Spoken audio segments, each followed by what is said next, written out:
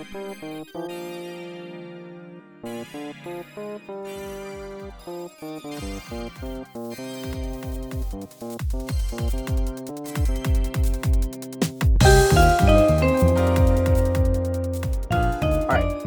I move on to number 5? Yes, please do. All right, so for this, I picked The Boy and the Heron. Okay. This was kind of a late addition to 2023 movies. The latest and I think possibly last Miyazaki film coming out of Studio Ghibli. I've always been a fan of, well, I can't say always, but for a long time I've been a fan of Studio Ghibli. Much like how Disney's kind of 2D animation was the bedrock for a lot of people, like classic Snow White or Bambi or Mulan or Beauty and the Beast, all of those. All of these Studio Ghibli films have the same vibe, but better. They're better because they're more magical, better world building, better music. Just no other movies can quite capture my imagination in the way that Miyazaki films can. Personally, I felt like The Boy and the Heron wasn't necessarily the strongest Studio Ghibli film. I felt something like Spirited Away was probably a little bit more cohesive in the world building. But the visuals, my God, we talk about impressive animation. Especially because, again, it's 2D, which is already so much harder to do. And yeah, Joe Hisaishi music is just phenomenal. This is one of the, like, there's suspension of disbelief where, like, okay, this is a compelling movie that I'm watching. And then there's films where you forget that you're watching a movie. And for me, that was The Boy and the Heron. Incredible. Yeah, I gotta say, I'm largely a novice to Studio Ghibli stuff. I don't think I've actually seen any properly sat down and watched any Studio Ghibli movies, but obviously, you hear about them all the time. People are just absolutely devoted to what they do and what Miyazaki has done. So, I should check it out because, I hear so much about it. Yeah, I do have an unrelated question for you. Do you say GIF or GIF? I say GIF. Yeah, I say Really? GIF. Yeah. Interesting. Is that Because what you say? I had a theory that people who say Ghibli say GIF, and people who say Ghibli say GIF. Yeah. Because I said GIF and I said Ghibli, but it's just no. one of those kind of ambiguous. Yeah, GIF has just always seemed far more natural to me. I mean, I think that's what most people say. Most people say GIF. I think the GIFs are in the minority. So yeah. But yeah, no, I should check it out because I hear so much about them. And so I should see what all the fuss is about. Yeah, I think the best ones are Spirited Away or Howl's Moving Castle. Okay, gosh, yeah. I mean, of course, yeah. Spirited Away. I mean, there are so many people. You want to talk about film bros. I mean, they love Studio Ghibli and they love Spirited Away and they love all that stuff. So, yeah. All right. So my number 5. Now this, might take you by storm, but hear me out here. My number 5 is the Super Mario Bros. Movie. Now, I see that expression on your face, but just, I don't think that I could do a better job of summarizing my feelings about this film outside of just reading you my review. Your Letterboxd review, yes. Yes, which the infamous. Maybe you've already read it, or maybe I've already shared this with you, but I wrote this right after getting back from the theater watching this film, and I think this really captures my sentiments well. So I'm going to try to read this quickly. Like so many, I've been a super fan of these characters in this franchise since I was 7. Growing up, I played every Mario game I could get my hands on, the mainline games, Mario Kart, Mario Party, you name it. I dressed up as Luigi for Halloween. My 10th birthday party was Super Mario themed. Playing Super Mario Galaxy on the Wii remains the moment I first fell in love with video games, etc., etc. You get the point. I even have a soft spot for the 90s Mario Bros. Movie, even though it is objectively terrible, because at least it tried to bring my favorite video game world to life on the silver screen. Suffice it to say that when I heard that Nintendo was finally agreeing to produce a big-budget animated Super Mario Bros. Movie, I was rooting for it to be good, and knew I'd have to see it when it released. And I really enjoyed it. I know Illumination has a, shall we say, mixed track record in the eyes of most, and I haven't been a fan of much of their output. But this is an absolute winner for them, and without a doubt, their best in my humble opinion. Is the Super Mario Bros. Movie the perfect adaptation I'd always dreamed of as a kid? Probably not, no. But it is exactly the kind of movie I would have absolutely loved as a kid, and a fun, nostalgic romp now that I'm an adult. The Super Mario Bros. Movie has its faults: weird needle drops, thin characterization, slightly rushed pacing, not enough Charlie Day. But it did absolutely everything I wanted it to do as the first film in what will undoubtedly become a huge new animated franchise. The voice acting was great for the most part. Yes, even, brace yourself, Chris Pratt as Mario. I know, I was as skeptical as everyone when he was announced, and yes, they probably should have just stuck with Charles Martinet, but Pratt's Mario is actually pretty decent. Anna Taylor-Joy as Peach, Charlie Day as Luigi, Seth Rogen as Donkey Kong, and of course Jack Black as Bowser were all slam dunks, and I felt like all of the main characters were written consistently with their video game counterparts. The only voice role that didn't work for me was Fred Armisen as Cranky Kong. He just seemed miscast, but fortunately he's only a minor supporting character. The animation here is so colorful and drop-dead gorgeous, to the point it's almost worth the price of admission alone. The story is straightforward and knows exactly what it is, with plenty of splashy action set pieces, and it covers an impressive amount of ground in only a kid-friendly 90 minutes. And I thought the humor was quite effective. I was smiling throughout, and the film got several laughs out of me. The Luma in the cage begging for the sweet release of death was chef's kiss. Hilarious. And the references. This movie is so chock full of Easter eggs across so many different eras of the Mario franchise. Mario Kart, Luigi's Mansion, Super Mario Galaxy, the Donkey Kong series, Super Smash Bros. It becomes a nostalgic treat for the adults like me who grew up with these games, and the ending goes to a place I don't think the games ever have, which was especially fresh and fun. And to top it off, the music is phenomenal. Brian Tyler crafts a score here which stands on its own but pays plenty of tribute to the absolutely iconic themes of Koji Kondo, which was critical to get right because the music of Mario has always been a keystone of the game's appeal. So again, am I massively biased? Definitely. Is the Super Mario Bros. Movie perfect? No. But I had a great experience watching it in a theater on the big screen, and that's saying something considering I haven't gone to see an animated film in a theater since Into the Spider-Verse 5 years ago. What can I say? For 90 minutes, I felt like a kid again. I can't wait to see more from this world and the Nintendo Illumination collaboration. And I'm going to say it. Best video game film adaptation of all time. And that's my review. So I hope that captures a decent picture of why I really love this film so much. Again, is it perfect? No, it's not perfect. But is it? If I had watched this film at 9 years old, would I have thought it was perfect? Yes, I would have thought it was perfect. Oh, absolutely. And it really is everything that I could hope for from a first Super Mario Bros. Movie. Again, it made so much money, like over $1 billion. They're gonna make more of these. And I look forward to them very much. Which again is so weird to say because again it's Illumination and they've been very hit or miss. But this is the best thing that Illumination has ever made, and as I said, I think it's the best video game adaptation on in film that we've ever gotten. Honestly, at least on the big screen. I know there are some people who will say like oh, the Last of Us TV show is good or whatever. Ironically, video games I would say probably had better luck on TV than they've had on on the big screen.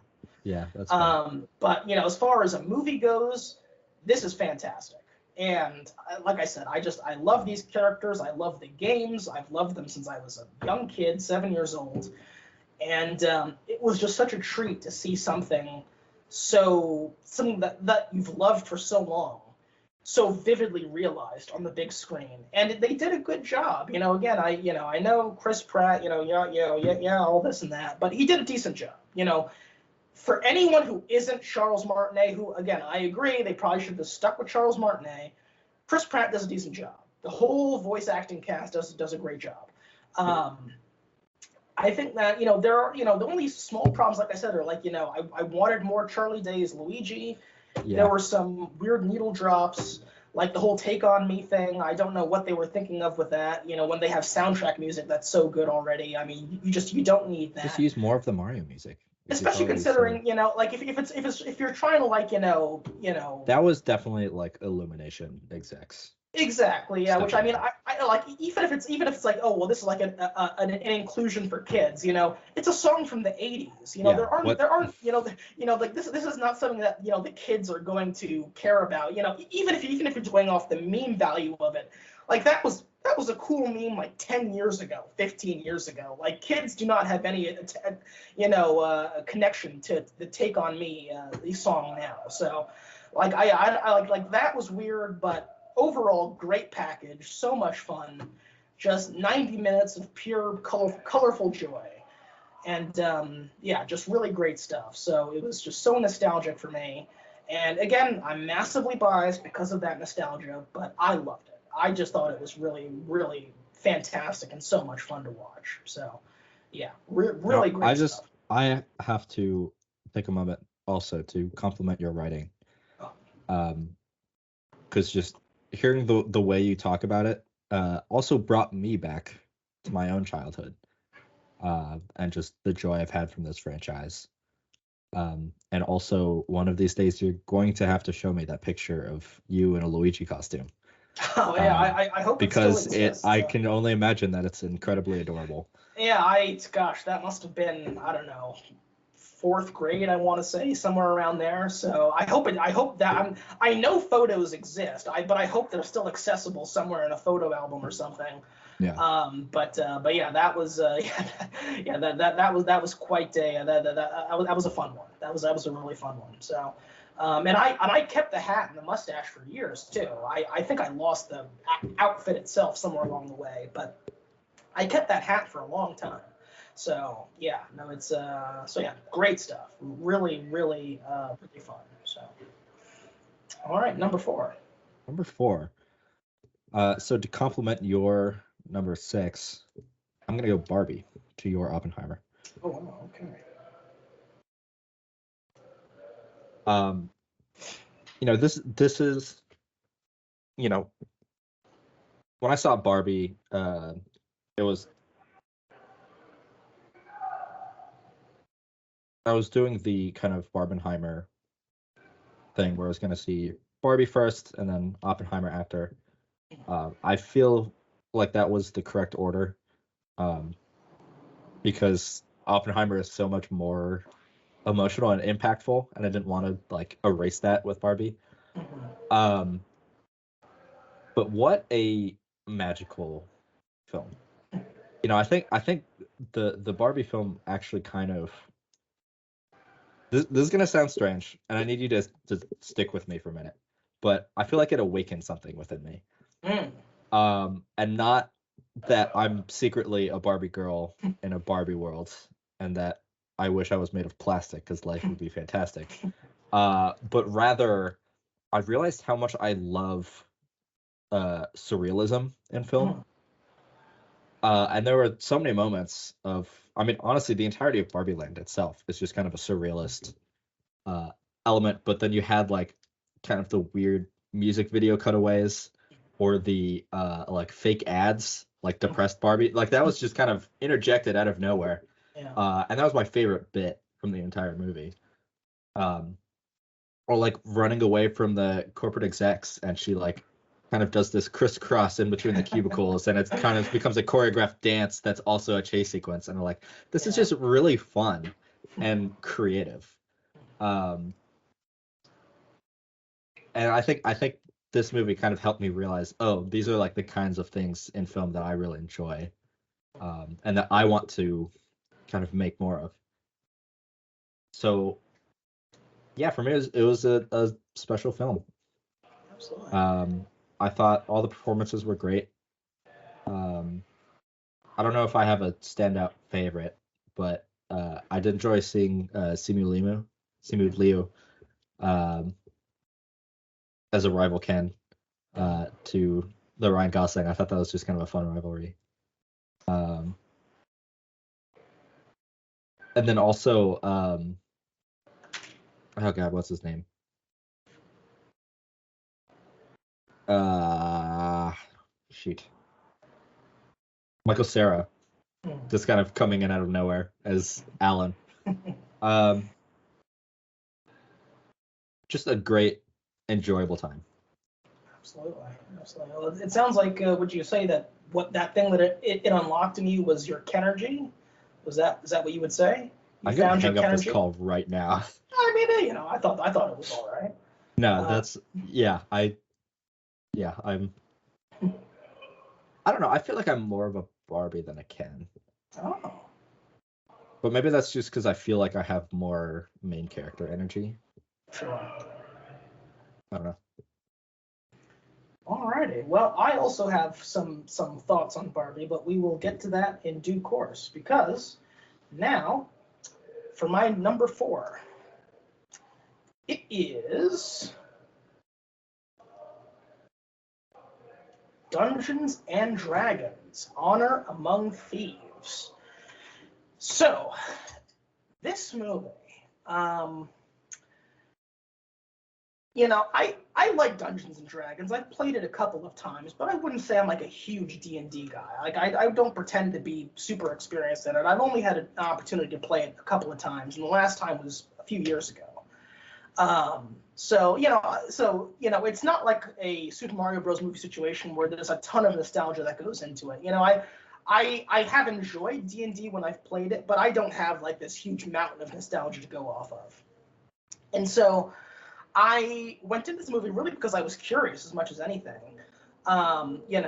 I saw that it had gotten decent reviews. It looked like, a fun movie. I thought the trailer was pretty good. So I thought, you know what? I'll go out and I'll check it out. And I think literally on the last day that it was in theaters at my local theater, I thought, well, this is my last day to see it in theaters. So you know what? Screw it. I'll just make an afternoon of it and I'll go out and I'll watch this thing. And I mean, as you can tell from its placement, it blew me away. This movie was, I don't know. I mean, for me, it really captured what made like the Avengers so magical, or what made Guardians of the Galaxy 1 so magical. That we're putting together a team, we're putting together this ensemble of misfits. Yeah. And okay. I think that if I had to distill it down, what makes this movie so special is chemistry. The cast has such incredible chemistry together. I mean, it's just that's what makes this movie, is the cast and their chemistry. I think that's where I want to start. Also, it is directed by, or rather, let me pull this up here because I want to get this right. So yeah, it's written by John Francis Daley and Chris McKay, and written by John Francis Daley and Jonathan Goldstein, who also did Spider-Man: Homecoming. And I think the humor is spot on. I think there's so many great gags and so much great visual humor in this movie. I think it's visually very impressive. The effects look great. I absolutely loved what's his name, Hugh Grant as the villain. He knocks it out of the park, because we're so used to seeing Hugh Grant as this, charismatic romantic lead, and he's able to parlay a lot of those skills so seamlessly into playing this absolutely dickish villain. And he just does it, he's just got this great shit-eating grin the whole time, and it's just so fantastic. And yeah, I mean, it's just, you get so invested in this world. It's so well realized. I mean, you can tell that the people who put this movie together really love this stuff, just like with James Gunn and Guardians of the Galaxy. This crew loves D&D. They've done their homework, and they take it seriously. So many of these blockbusters that are kind of built on top of fantasy properties, long-established fantasy properties, they approach it with this very, like, wink, wink, nudge, nudge, can you believe we're doing this type thing? They don't take it seriously, Yeah. This movie takes its lore seriously, takes its rules seriously, and also has fun. You can have fun, and you can have a really enjoyable, fun romp while also taking your world seriously and not shitting on it the whole time, like we've seen with other movies, like, God, take your pick, the World of Warcraft movie, and John Carter and all this other stuff. This is fantasy really done right, and I loved this movie so much that I feel like in a lot of ways it opened my heart to then checking out Lord of the Rings films later in the year. Finally, because I've been resisting watching these movies for so long. Yeah, because for 20 years, all my life, all I've heard is how amazing these films are. So I'm like, okay, well, this is gonna be overhyped. It's not my thing. I'm not a big high fantasy guy and all this stuff. I finally give them a chance, and I love them. And I feel like exactly hyped enough. Exactly. Now that I've seen them, I get it now. Yeah. Now that I'm in on it, I understand how amazing these films are, and I feel like Dungeons and Dragons: Honor Among Thieves really is what opened my heart to then giving those films a chance. And so, Chris Pine, Michelle Rodriguez, Justice Smith, Sophia Lillis, Regé-Jean Page. Again, this cast is just so cool. I really, really hope and look forward to a sequel with this cast and this crew, because I really want to see more stories set in this world. It is just so vibrant, and so it's vibrant, but it also feels incredibly lived in. Again, they take the lore seriously, they take the rules seriously, and it doesn't feel burdened by it. And that's another thing about a lot of bad fantasy adaptations is they feel burdened by the stories they're based off of. And no, that's not how you're going to be successful. You have to embrace it. Obviously, make tweaks to, make the best movie you can, but, you have to start by embracing it and taking it seriously, and working with what you have. And this team really did that to a wonderful degree. I had an incredible time watching this movie in the theater. I'm so glad that I saw it while it was still in theaters on that last day. It just really raised my spirits. It is, for me, some of the best of what a feel-good movie can be. Again, it brought me right back to what I loved about Guardians of the Galaxy 1. It's just, really well done. It has just those really fantastic vibes. It's one of those worlds like Barbie Land. So many people watch Barbie and it's like, I want to live in this world. Like, this is just so colorful and so much fun. This is a world that I want to live in. Like, the world of Dungeons and Dragons: Honor Among Thieves is just so fantastic and so well realized and so beautifully realized. And again, the adventure is great. The CGI effects are great. The humor is spot on. I would say probably the funniest movie of the year for me is this movie. I had so many big laughs with this movie. It really is phenomenal. And so, I honestly, I was as shocked as anyone when I gave this film a 10 out of 10, but almost a year later, I stand by it. I love this movie to death. I think this truly is the best version of what a Dungeons and Dragons movie can be, in the 2020s. So, I really hope they get a sequel. I don't know if they've already confirmed that, but I really hope this isn't a one and done, because I'm desperate to see more from this cast, this crew, and from this world. So really enjoyed it. Really well done. Yeah, this is one of those movies that I still really want to see it. Oh yeah, you should. I remember just desperately wanting to see it when it came out, and everyone I talked to had nothing but great things to say about it. I don't think I've heard a single complaint about this movie, Absolutely. which is honestly kind of unheard of in film school.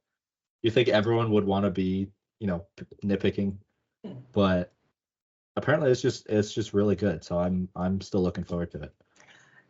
And also, I want to heap praise on Chris Pine especially, because I swear to God, nobody gives Chris Pine enough credit for being as good of a comedic actor as he is. Hollywood keeps trying to shoehorn him into these like serious action guy roles, Jack Ryan, Captain Kirk, and all this stuff. And no, that's never been what Chris Pine is strongest at. Chris Pine is a very, very funny guy. His timing and delivery is excellent. And you can tell that he was so in his wheelhouse with this. They gave him a few moments where he could really shine with that in the Wonder Woman movies. This is what, and he gets moments like that throughout the entirety of this movie, which I think is just so fantastic. He has so many great jokes. His delivery is always perfect. Nobody in Hollywood gives Chris Pine enough credit for being as good of a comedic actor as he is. I want to see him do a lot more comedic stuff because he is so funny. So again, like I said, for me, funniest movie of the year. I had so many laughs with it, and it's just a really, really well done, well put together, fantasy blockbuster. So fantastic, really well done. Okay, number 4. What do you got? Or number 3, sorry. Number 3, yeah, I was gonna say, I thought we just did number 4. So originally I thought Barbie and Oppenheimer were going to be right next to each other, especially because I did, see them back to back. But I think this movie just kind of snuck in there in between, and that would be Mission Impossible: Dead Reckoning Part 1. This is, I didn't see this in theaters. I saw this while eating dinner with my family, just in the living room. But it was still just so captivating. And like, I think it's just one of those, the way I thought about it when I was ranking this is a movie that I would really enjoy watching over and over and over again. And it's just all of the different action sequences are so well done.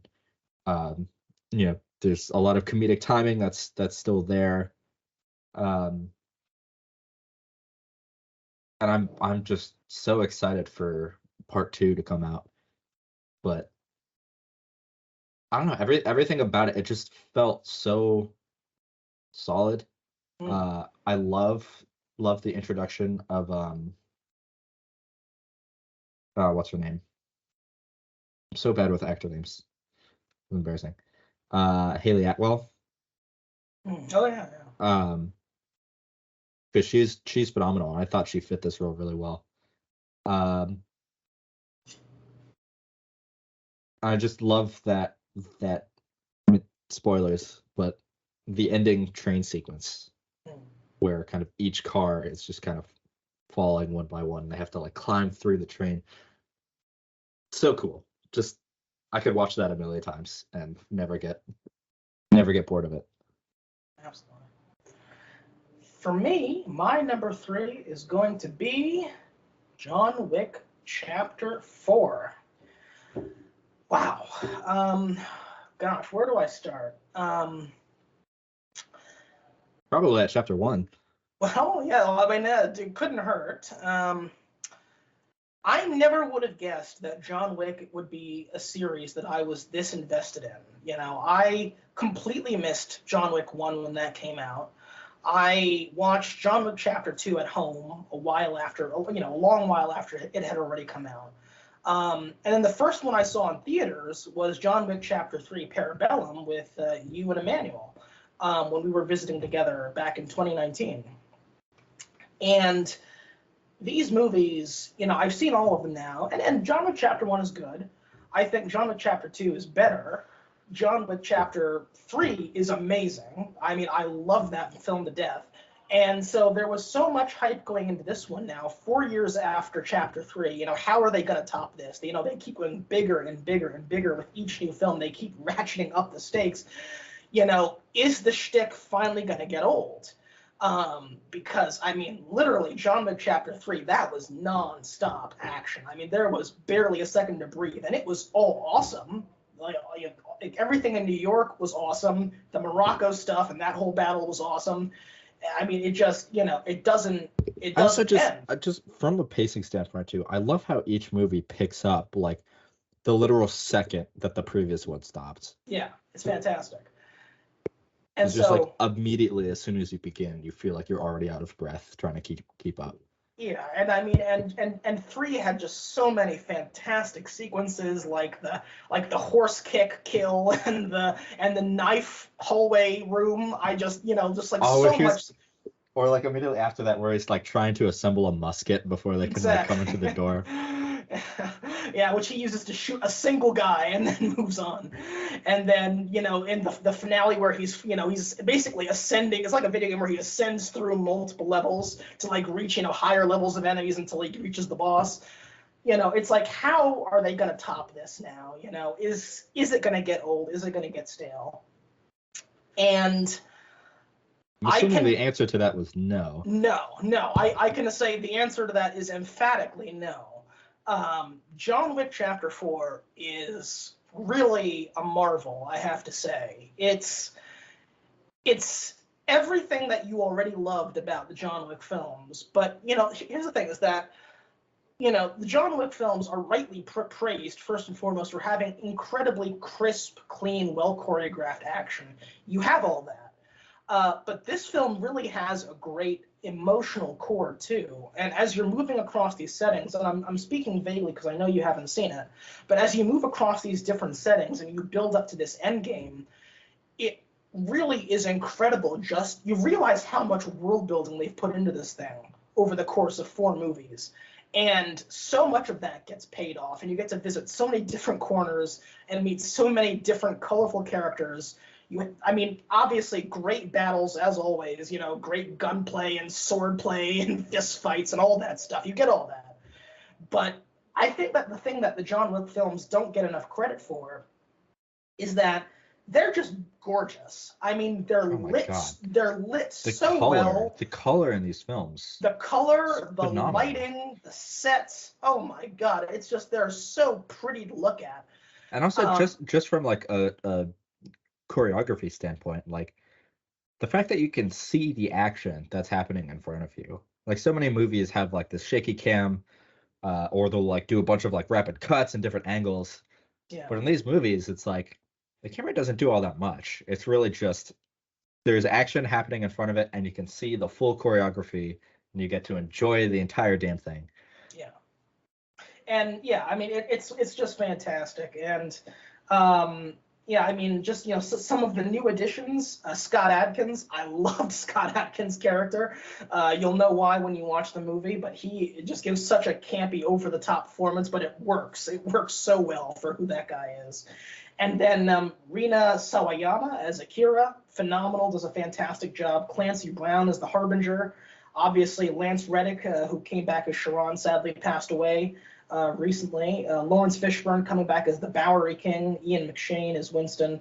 But I want to really highlight Donnie Yen, because Donnie Yen is a very interesting character in this movie.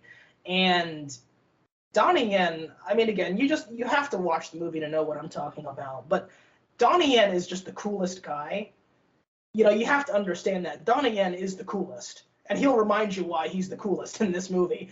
He is such a fascinating character, and my only critique of that character is we didn't meet him sooner in the series. Because he plays such a big role in this movie. It would have been even more impactful if we had met him earlier on. Again, I haven't seen this, but do you think there's potential for him to get his own spin-off? I do think so. I do think so. And I would love to see that. I would love to see him, return in some capacity.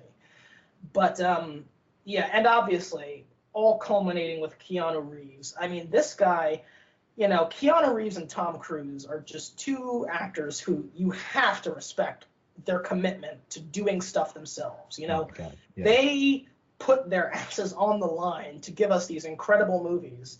And they're doing stuff that even some other stunt people can't do. I mean, when Tom Cruise is flying in Top Gun, he actually knows how to fly planes. He actually does this stuff for real and fly helicopters and shit.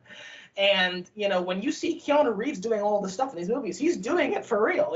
He's actually out there doing this stuff, and that's what makes it so kinetic and so believable, because that is Keanu.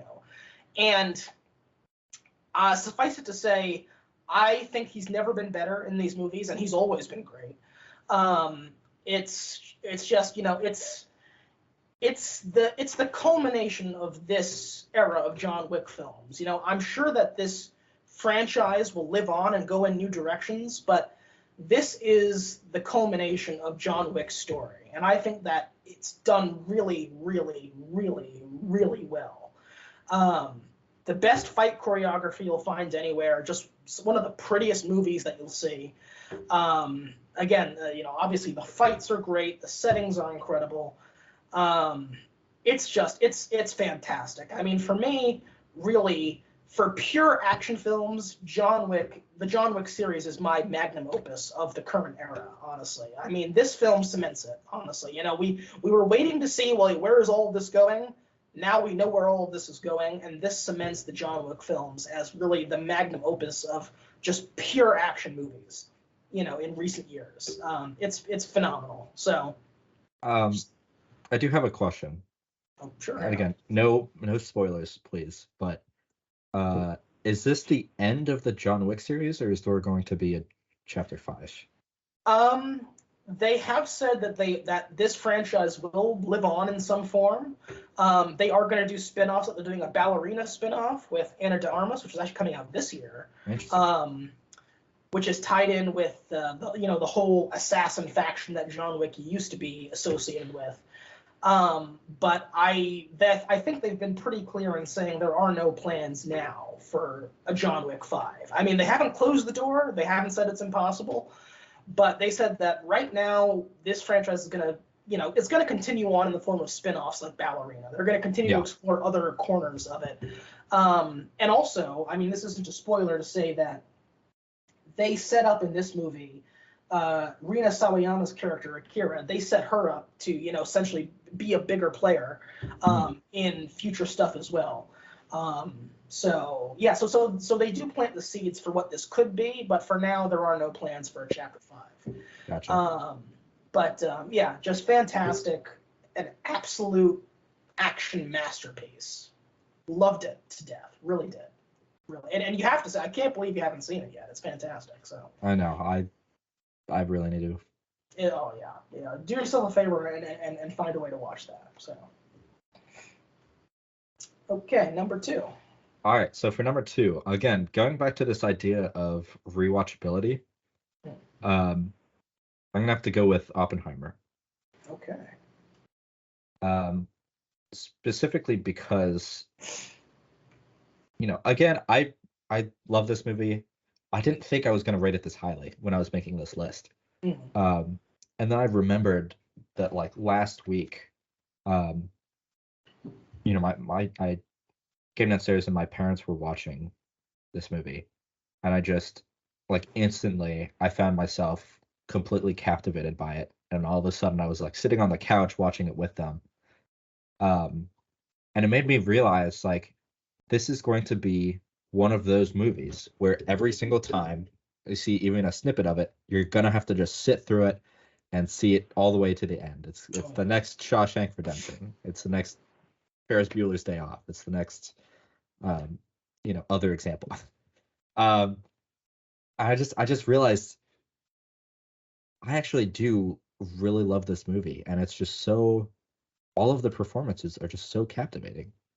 And again, I mentioned this with The Boy and the Heron. It's one of those films where it's like you forget that you're watching a movie and you're just there in the action, in the drama. And yeah, it's just you can't pull your eyes away. I mean, I think to steal your metaphor from Flowers of the Killer Moon, it's like reading a really great novel that you just can't put down. Absolutely. It just fully absorbs you, and that's why it's my number 2. Absolutely, yeah, and my sentiments exactly. I mean, I think that's a great kind of follow up to that. It is also very much like a great novel you can't put down. I mean, Oppenheimer is. I can't wait to rewatch it. I haven't rewatched it yet, but I cannot wait to experience that again because it is just a ride from start to finish, and it's fantastic. For Robert Downey Jr. Oh my God. I think honestly, I think I might even enjoy it more on rewatch when I'm watching it at home and I can pause for like bathroom breaks and stuff and like getting snacks. I feel like I'm gonna be able to enjoy it that much more, and maybe then I'll bump it up to a 10 out of 10 because it can be a 10 out of 10. It really, really can be. That is true. It is really long. Yeah, and so I feel like when you can like freely pause and take bathroom breaks, still watch it in one sitting, but pause and you can be able to kind of take it in at your own pace. I feel like then I can really give it a 10 out of 10. It really is that good. So, okay. Well, my number 2 is going to be Mission Impossible Dead Reckoning. And I think, once again, I'm going to turn to my Letterboxd review to kind of illustrate, kind of how I feel about this and how I got to this point. So I'll try to paraphrase and shorten this where I can. But here, yeah, so let me read this. For now, I'll say that for all of this year's hotly anticipated titles, John Wick Chapter 4, Guardians of the Galaxy Volume 3, Across the Spider-Verse, Indiana Jones 5, Barbie, Oppenheimer, Dune Part 2, etc., etc. Obviously, this was before Dune Part 2 got delayed. This was my most anticipated film of 2023. This was. I loved last year's Top Gun Maverick, and I loved the Mission Impossible series, particularly this new phase of films that began with Ghost Protocol. All 3 films prior to this one got an 8 out of 10, Rogue Nation, 9 out of 10, Ghost Protocol, or 10 out of 10, Fallout from me. Absolutely stellar across the board. Fallout was so good, it also ranks among my favorite action films of all time. So even with the highest of sky-high expectations, Dead Reckoning not only delivered, not only impressed, but makes a very credible case for the title of Best Mission Impossible yet, at least until Part 2 comes out. Obviously, It's since been renamed to something else. Ever since Tom Cruise and Chris McQuarrie became the undisputed trustees of this franchise, it's only gone from good to better to downright outstanding. They simply couldn't seem to miss if they tried. McQuarrie's direction only gets stronger, more sophisticated, and more confident with each film. And Tom, in his 60s, can you believe that? Tom Cruise is in his 60s. It still looks like that. Are you serious? He's in his 60s. Oh my God. Tom, in his 60s, has cemented his place as the closest. My dad looked like Tom Cruise. I mean, honestly, I don't think I've met any 60-year-old who looks that good. My God. Tom Cruise in his 60s has cemented his place as the closest thing we have to an ambassador for movies as a whole today. Nobody outside of maybe Christopher Nolan has the commitment to doing things for real in a major Hollywood tentpole like Tom Cruise does. And he leads from the front by doing so many of these crazy stunts himself. When you see Ethan Hunt drive a motorcycle off a ramp, off a cliff in this, you can tell that's Tom doing it for real, and it makes all the difference in the world. With McQuarrie and Tom at the helm of these films, they're like a fine wine, better and better with each revisit and each subsequent installment. And what a new installment it is. Dead Reckoning not only excels in everything a Mission Impossible film should do well, the espionage, the intrigue, the IMF team, the cast does a phenomenal job as usual, the he really did that stunts, the masks and the MacGuffins, the gorgeous locations, Tom sprinting across said gorgeous locations, fascinating sleight of hand, menacing, if a tad cartoony, new villains, an awesome score from Lauren Balfe, a relentless ticking clock, and the fate of the world on the line. But it also excels in taking what other films and franchises do well and doing it the Mission Impossible way.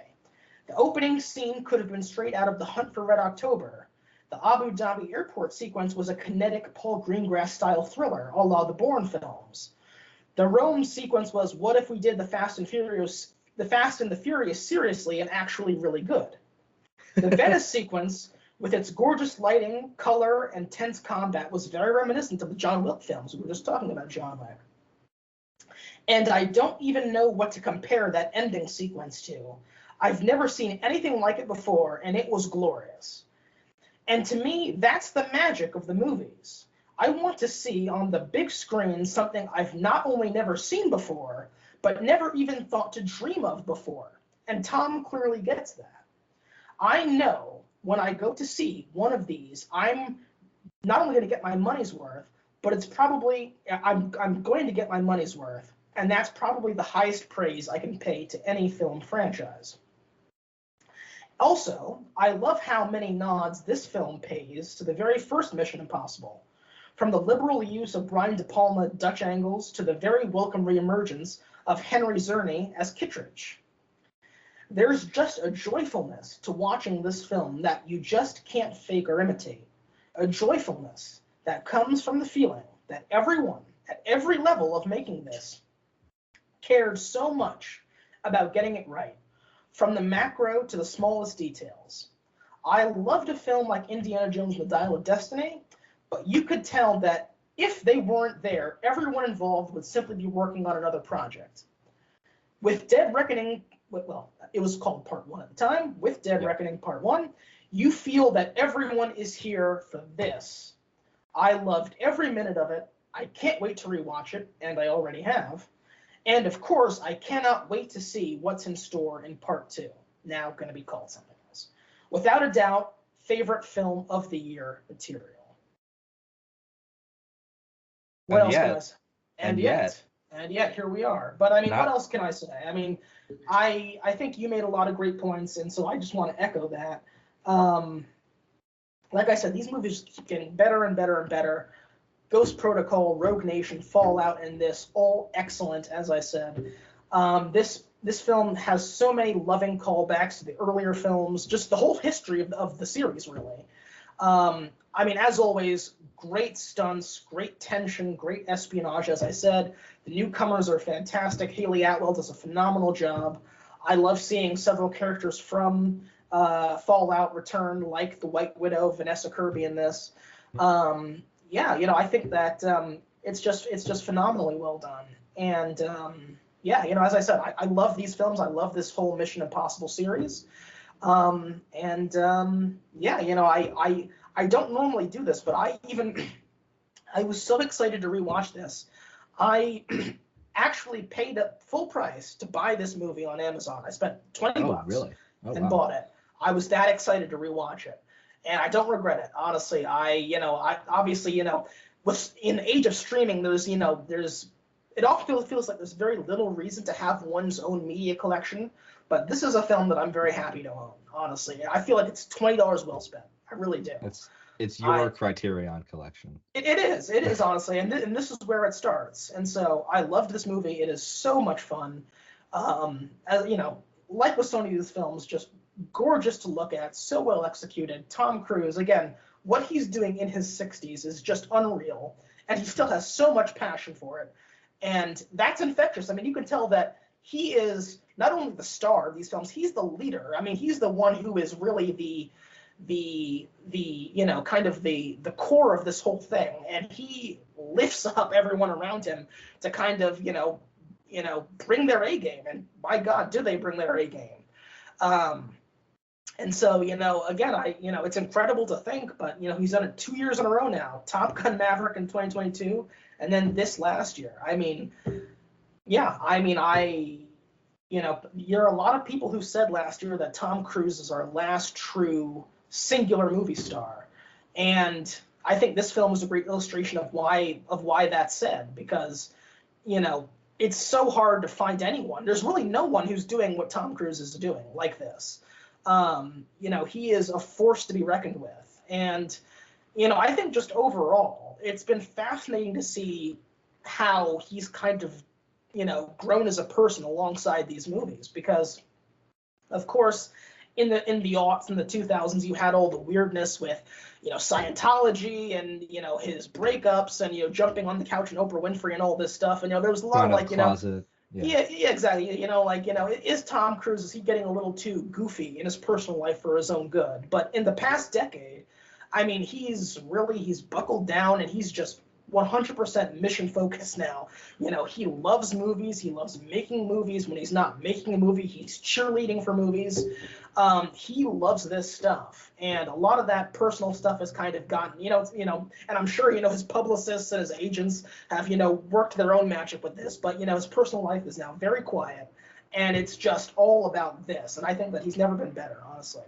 He's been in the game for so long, and he's never been better. So, yeah, just fantastic stuff. So well done. And as I said, perhaps the best Mission Impossible ever. I could really make that case. It's funny because this is a franchise that I've never been too seriously invested in, even though I'm pretty sure I've seen every single film.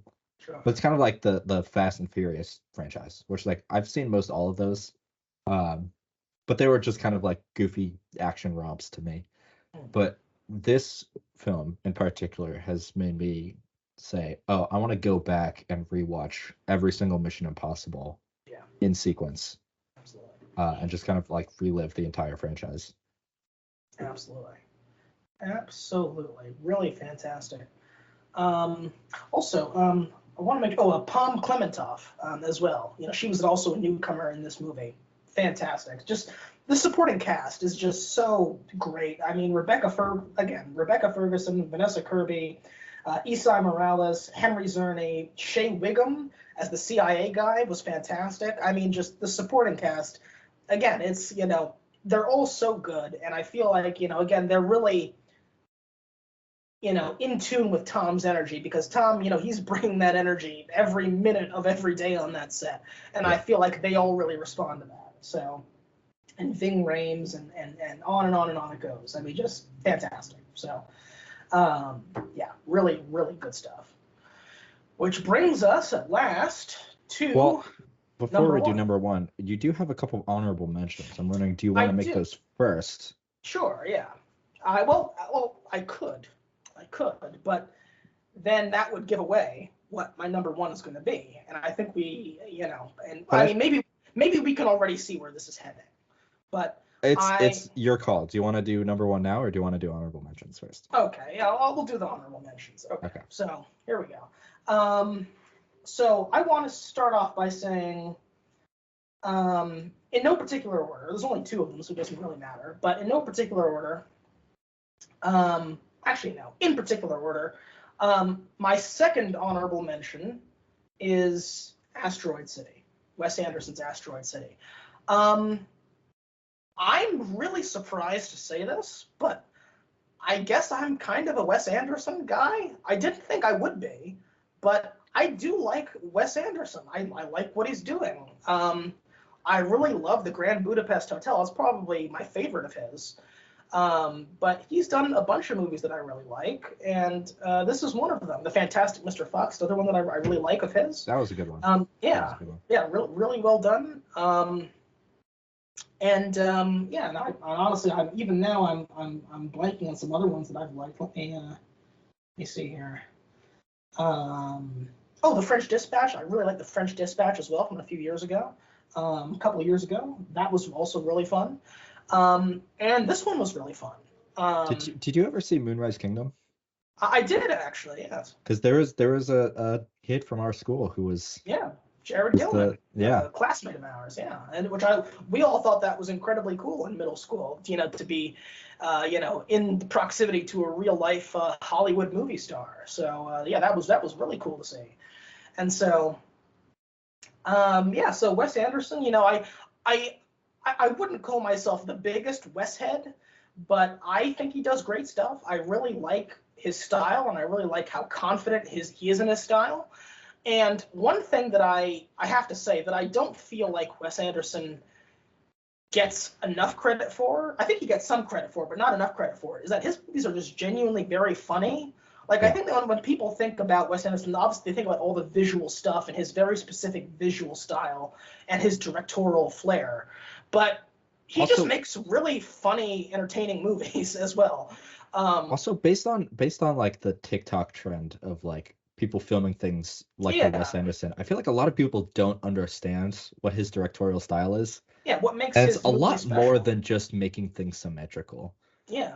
Like that's part of it, but that's not That's his nowhere near style, the you whole know? story. That's Yeah. nowhere near the whole story. And this was really fun. I will say, if you're really not a fan of Wes, this probably isn't going to convert you. It's definitely a Wes Anderson movie. But if you are open to it, then it's a really fun time. I had a really good time And with it. it is also a Tom Hanks movie, which It is also a Tom Hanks is a movie, great selling point. and I mean, phenomenal. I mean, so many of these films have had phenomenal casts, but I mean, we just have to say this. I mean, Scarlett Johansson and Tom Hanks and Jason Schwartzman and Jeffrey Wright and Tilda Swinton and Bryan Cranston and Edward Norton and Adrian Brody and Liev Schreiber, and the list just goes on and on and on. Honestly, I think it competes with Oppenheimer for best cast. It's huge. I mean, this which is cast funny is because huge. actually it was just announced that starting in 2026, the Oscars is going to have a new award for casting directors, Oh yeah, well, as they which will be should, interesting to see. as they should, because So they play a huge role in what we love about these movies, and so as they should. But yeah, the cast was phenomenal. I thought, just again, it's a very fun story. It's not trying to be. I think it is trying to say something, but it's not trying to be a whole big thing. I think it's an entertaining romp for 2 hours. Again, you got some great gags, some great jokes, some great visual humor. You've seen it, right? So yeah, you've seen it. So I mean, I love the reveal of that little alien guy who comes down to collect his rock, but it's not even to collect it. He's just inventorying it, and he goes yeah, back up, and this kicks off this whole panic that's basically the whole second half of the movie. And yeah, it's just really fun. And again, it's very Wes Anderson, but there's no one. There's only one Wes Anderson. I think that there's a very good reason why you don't even see many people trying to imitate him, because it would just fall flat completely. yeah. I mean, there's only one person who can do what he's doing, and that's him.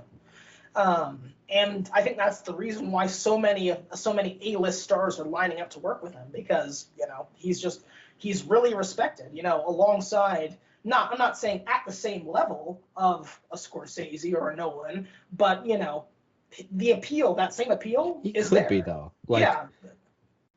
Given a few more years, I could very well see him being,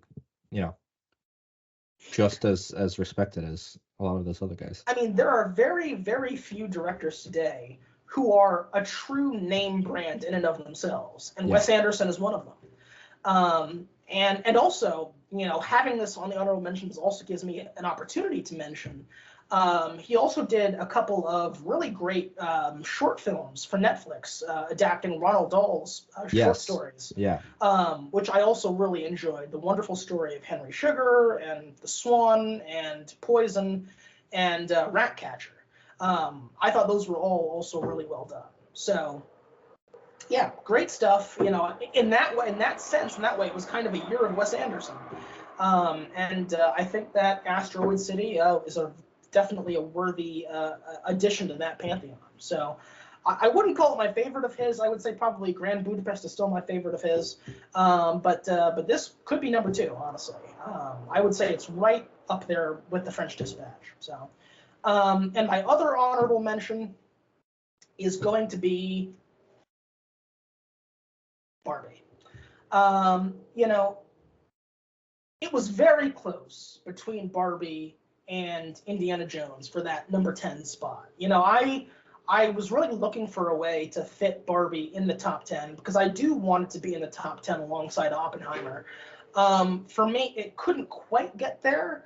There was just a slightly better rationale for keeping this top 10 as it is for me.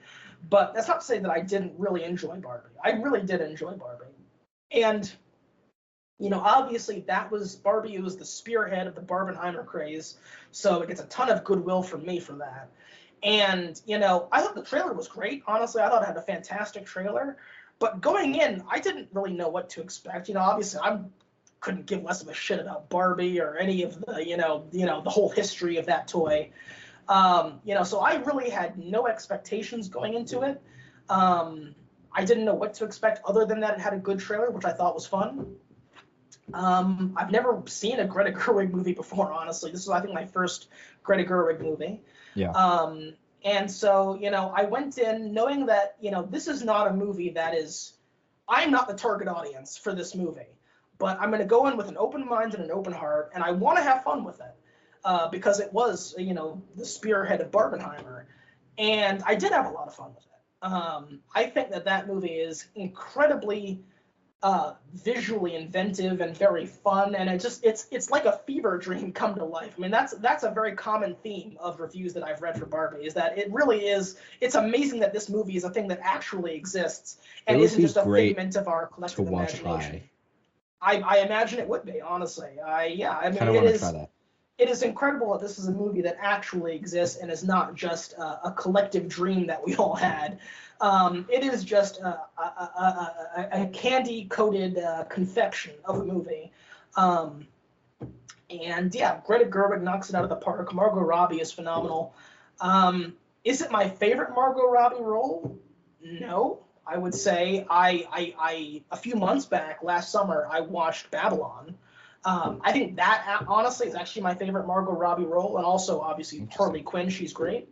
But, I mean, Margot Robbie is Barbie. I mean, she takes this ubiquitous toy, and it's incredible how she just makes it her own. She becomes that. And now the two are inextricably linked.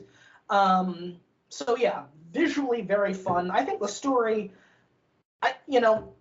the story is good. Again, it's a very funny movie. It's kind of a comedy musical type thing, so you can't take it too seriously. Yeah, and there are some like flawed plot holes and things like that, but I think my only gripe with the story is that I think that it could have landed its ultimate message a little bit more clearly. Yeah. Particularly with the Ken character. But for what it is, it's very poignant, and clearly I can see why it resonated so much with so many people, particularly women, young women, old women, middle-aged women. They all seem to get something out of this. And obviously just the sea of pink that you would see in the theaters in late July, early August last year is a testament to this. This movie really meant something to a lot of people, and it really spoke to a lot of people. And it's very fun. It's a crowd pleaser. It's a great summer blockbuster. And so all of those things are terrific. But for me, what I will remember from Barbie the most, and the thing that I will treasure from Barbie the most, is the music. I think that Barbie had some phenomenal original songs and original music, and I have to say that for me, it all starts and ends with I'm Just Ken. Yeah. That song is, hands down for me, the best cinematic song of last year, the best song for film last year. It's nominated for Best Song at the Oscars this year. I think it's going to win, and I think that's going to be great, because then we're going to see Ryan Gosling sing it at the Oscars, hopefully.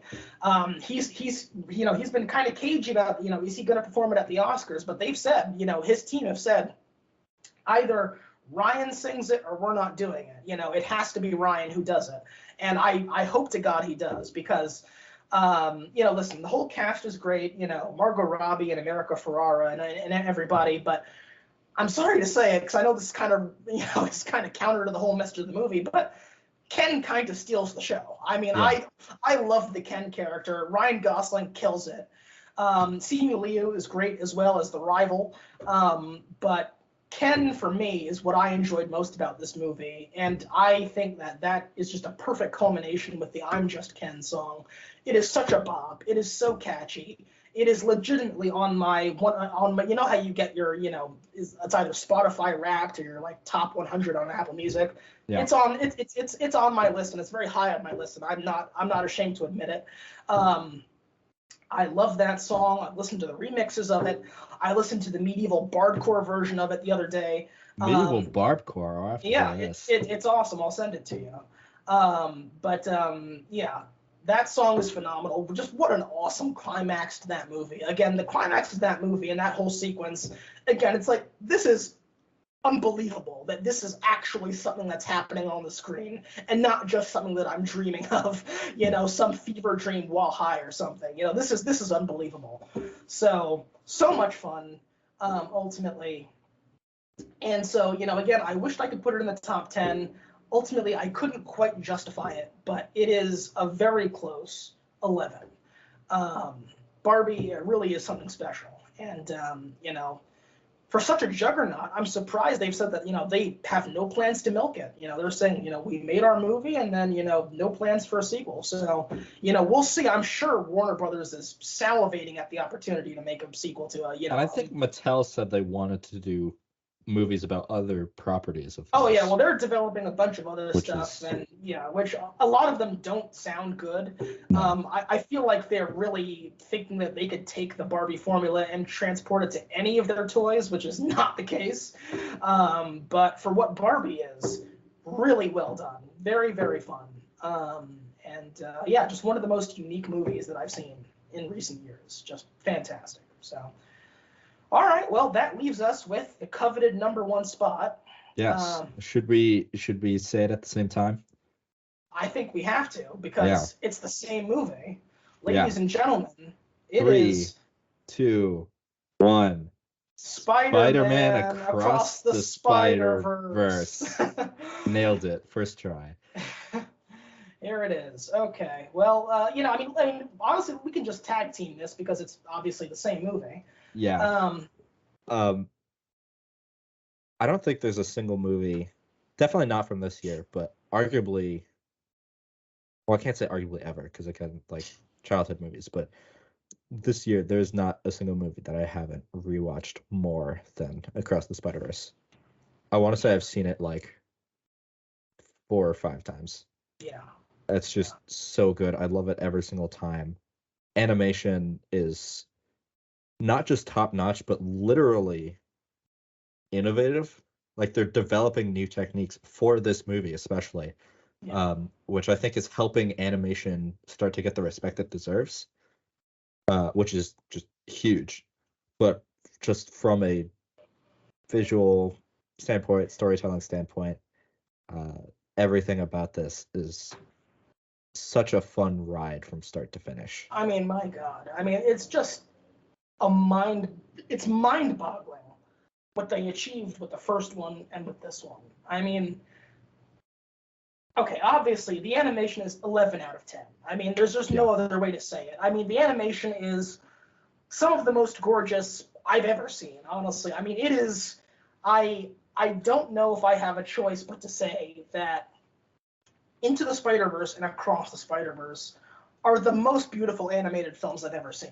There's no way around that. I mean, Hobie Brown, his character is animated on like 2s, but then his clothes are animated on 3s. Yeah. And then his guitar is animated on like 4s. It's insane. And so like multiple pieces of his one character are animated differently, and then also like his visual style changes. Like sometimes he's 3D, sometimes he's 2D. And it's unthinkable to vary it that much for a single character. Unimaginable. It's unimaginable. But they do it, and it works so well. And it's just, it speaks to the love. You talked about with Mission Impossible how, this is clearly a labor of love. Everyone who's on this set loves to be working on this movie. The same is very clear with Across the Spider-Verse. Oh yeah. There is so much passion for this film, and it shows.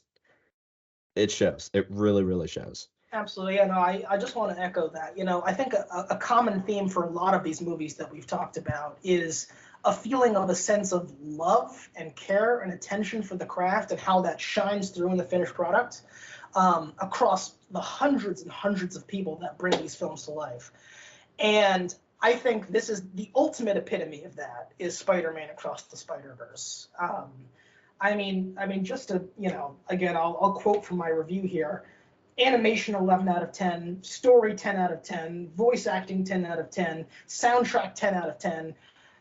What this movie has achieved really is astounding to me. I remember when I saw this movie, I didn't get around to Across the Spider-Verse until Father's Day. So the movie had already been out for 2 weeks. And I went to see this movie with a friend of mine, afternoon of Father's Day, and the movie had been out for 2 weeks. That theater was packed, and this is a big theater that I'm seeing it in, and it's still packed 2 weeks later, like it had just come out yesterday. Yeah. I mean, it was unbelievable for a movie that had already been out for 2 weeks. It is, you're witnessing something special when that's the case. The last time I experienced that was maybe Spider-Man No Way Home, but even then I saw that like a week after it came out. This was 2 weeks after it came out, and the place was still packed to the gills. The passion that this movie has inspired then and still inspires, is incredible. And the experience of watching that movie is really something that's difficult to describe. You talked earlier about the feeling of being transported. There's no longer even a barrier between yourself and what you're watching. You feel like you're in it fully and completely. You're along for the ride the whole time. Like you cannot take your eyes off it. Well, nothing epitomizes you cannot take your eyes off of it like Spider-Man Across the Spider-Verse. It, from the first frame, when you start to get those comic book opening credits to the ending, to when the credits roll, the movie is daring you to look away, and you can't. You cannot do it. It's just every single fucking frame of that movie is so stupidly gorgeous. And there is so much detail packed into every little thing. And they put so many characters into this. Like, the first movie was big, and this one goes so much bigger. And so many of these characters have, like you said, they have highly individual styles. They're drawn differently, they're animated differently, they're composited differently.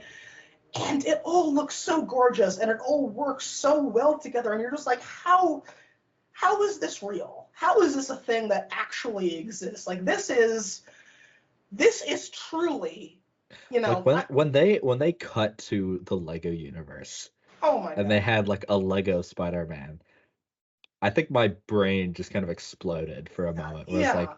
it's like, they actually put this in the movie. It's This incredible. is amazing.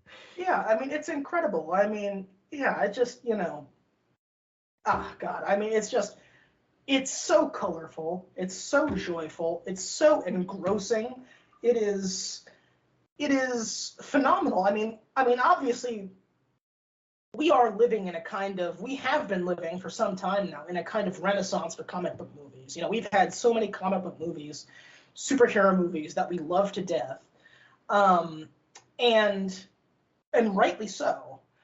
And this film sets itself apart because it's not just a great superhero movie. It's a movie that can make anyone understand the joy of what it means to love comic books and to love superheroes. It's enough to make even a non-believer believe. Like, if you're someone who's staunchly like anti-superhero movies, I don't want to watch it, Infinity War and Endgame is great, but you're not going to be converted because that's just a superhero movie but bigger. You're not going to be converted by that if you're just anti the whole project. These movies are enough to make even the staunchest critics, even the staunchest skeptics, understand why we love this stuff the way we do. It's impossible because every frame of this movie radiates energy, radiates passion, radiates joy, radiates care, radiates attention to detail, insane attention to detail. Oh my God. And insane effort across every aspect that you can't help but feel something. You can't help but be moved. It moves you. This is a superhero film. This and the first one are superhero films that move you. Should we talk about the ending? Well, we can, but let me just say this first. Sure. It captures for me, and this is why I think it's such a phenomenon, it captures for me the essence of not just what it's like to love superhero films and superhero media, but why we care so much. It captures why we care. It's like a pure distilled version of why. It's just mind-boggling. You watch it and you're like, oh, I get it. Exactly. It's, and for someone who does love this stuff, after the turbulent up and down years that we've had the past few years, it reminds you why we stick with it and why we care about this stuff so much. It's because we stick with it for stories like this. We stick with it for experiences like this. And it was a completely singular experience. There is not a single aspect of it that I could cite that was anything less than astounding, honestly. As I said, the voice acting, the soundtrack, the animation. I mean, for an animated film, I mean, and this is what I meant when I said, this has been a great year for genres that I've largely neglected. Animation had fallen completely off my radar in like the last almost decade, I want to say, honestly, with the exception of the first Into the Spider-Verse. Yeah. Other than that, animation had fallen completely off my radar, honestly. I really couldn't care less. But between the Super Mario Bros. Movie and this, it reminded me about the best of what that medium is, what the best of what that medium can be, and why, it's not just for kids. There is so much to love about it for adults too. And it's because it's so well executed. This movie obviously could only be an animated movie. And this movie could only exist because of this team. I mean, I want to pull this up here. Obviously, the directors, Joaquin Dos Santos and Justin K. Thompson and Kent Powers, all did a phenomenal job. Phil Lord and Chris Miller, still kind of shepherding this whole thing, and Dave Callum as the writers. They get it. They really get it. They love this stuff. I mean, and it's, again, we talk about how it's amazing that Barbie is a thing that is real and not just a figment of our imaginations or our dreams. It's unbelievable to me that this movie is real. Yeah. And that we can all watch it, and we didn't just all collectively dream this thing. It's euphoric. That's what I want to say about it. Yeah. I also said in my review, Sony Animation they've already been planning their best animated feature win party, their after party for months now. I mean, we all know. I mean, this movie, it's going to win best animated feature. It's going to win. Sony, they've already picked out the balloons and the tablecloths. This award is theirs. Cocaine. Exactly. And so, I think it should have been nominated for Best Picture. It didn't get nominated, but that's just because of the Oscars' historic bias against animated films. Yes. But this is the best animated feature. It's going to win best animated feature, and it's not even just the best animated feature of 2023, frankly. There were a lot of people when this movie came out last June who said that this is the best animated film of all time. And honestly, I agree. It's a damn hard argument to refute, and Across the Spider-Verse, it's on Netflix now, and I've been waiting to rewatch it because I want to wait for a special occasion to break it out again, because until that time, I just have that magical experience of watching it the first time in theaters. And so I just want to hold on to that until a special occasion. Maybe my birthday. My birthday's coming up in a few days. Maybe I'll rewatch it then. But yeah, I want to wait for a special occasion to put this on again, because it's damn near flawless, honestly. Yeah. It's unbelievable what they've achieved. So, and also, yeah, and so actually, before I even say that, let's talk about the ending, because you wanted to talk about the ending. Yeah, the reason I wanted to jump at the ending is because you talked about how moving this film was. And just jumping off of that, like, it's very emotionally moving, but also just the storytelling has so much momentum too. Yes. And you reach that final cliffhanger, and I don't think I've experienced a more gut-wrenching cliffhanger, where I was like, literally, what? That's it? Like, I was actually freaking out, because for whatever reason, it was so powerful that I went through this kind of time dilation where I thought, oh, like maybe everything I just watched before wasn't as long as I thought it was, and now we're going to get into like the third act of this film, like climax action, and it's like, nope, it ends, and you're just done. Yeah, well, gotta look And at part two. and it leaves you thinking about it and talking about it and craving it, and it's almost like going through withdrawal in a way. It's Um, I know that some people were kind of turned off by the cliffhanger. That was one of the critiques I did hear about it. Is really the only critique that you would hear about was the cliffhanger. Some which is people. weird to me because it was originally announced as a part one. Oh yeah, I mean they've always And then they it's changed been it, but it's no secret that this is a part one, and so they've not been shy about that. But yeah, I never agreed with those critiques. I was not at all bothered by the cliffhanger. I love the cliffhanger, and I'll tell you why. It's because it brought me right back to one of my favorite cliffhangers of all time, one of my favorite sci-fi movies of all time, the cliffhanger of Back to the Future Part 2. It's very Back to the Future Part 2. And it brought me right back to that. And you love that feeling of, oh my God, all the rules that we've been breaking rules this whole time, but it turns out there are even more bedrock rules that we thought couldn't be broken that we are now breaking. yeah. And now we're going into a whole new territory. And again, there's breaking rules, and then there's breaking like fundamental laws of the universe. Exactly. And so I just thought, for me, it was so Back to the Future Part 2, and I love that so much. And yeah, it's a phenomenal. I mean, as cliffhangers go, whether you're pro or anti cliffhanger, as they go, this is a great one.